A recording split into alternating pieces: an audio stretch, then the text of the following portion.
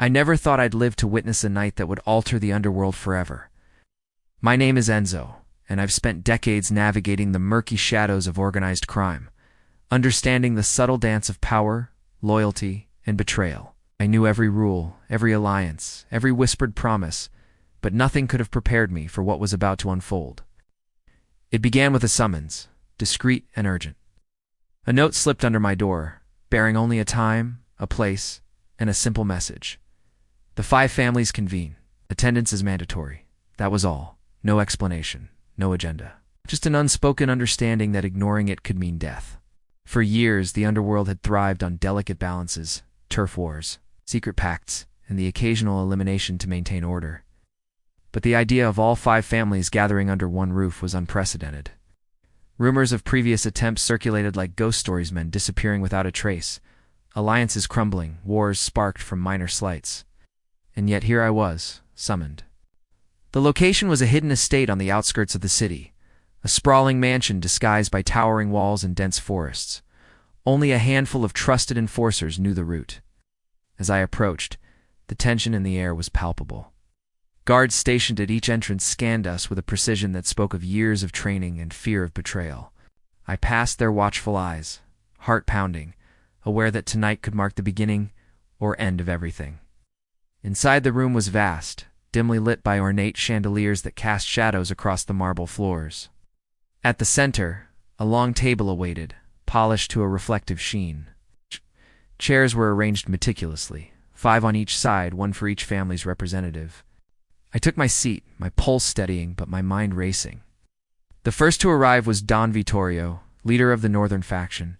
His reputation for ruthless efficiency preceded him. His gaze alone could silence a room. Then came Salvatore of the East, cunning and charismatic, whose network spanned continents. Next, the silent, calculating Lorenzo of the South, known for eliminating threats before anyone realized they existed. And finally, Matteo of the West, a man whose charm masked an iron will. And then there was me, the youngest, but most observant, tasked with representing my family. No words were exchanged at first. Each of us assessed the others, aware that a single misstep could ignite violence. The tension was almost tangible, a living entity in the room. Then the host spoke. "Gentlemen," he said, voice calm yet commanding, "we are gathered here to decide the future of this city. Our families have fought wars, formed alliances, and betrayed one another for decades. That ends tonight. But there's one thing we must acknowledge. The underworld as we know it is changing. We must change with it. Or be destroyed." Silence followed, heavy and suffocating. Each of us considered the implications.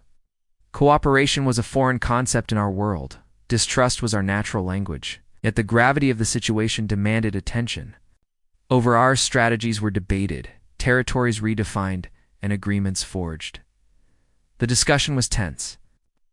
Every word measured, every gesture analyzed. Betrayal was a ghost hovering over us, but necessity forced collaboration. For the first time, centuries of rivalry were set aside for a greater, unspoken goal. But as with all things in this life, there was a twist. Whispers of dissent among the families surfaced, minor disagreements that could have erupted into violence.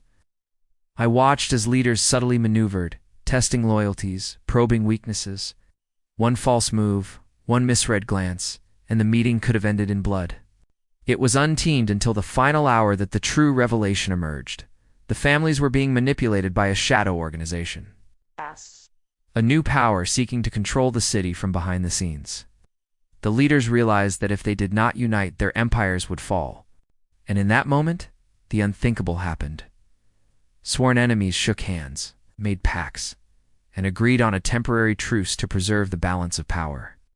The night ended quietly, almost anticlimactically, but the consequences rippled through the underworld like a seismic wave. Borders that had been fought over for generations were redrawn. Alliances previously considered impossible became reality, and the city itself began to shift, controlled not by chaos but by a delicate, fragile order that depended on trust, strategy, and the willingness to adapt. As I left the estate, the first rays of dawn piercing the horizon, I understood something profound. This meeting had changed everything. 5 crime families, once locked in perpetual conflict, had chosen survival over pride. The underworld was no longer defined by reckless violence, but by strategy, cooperation, and the unseen rules that governed power.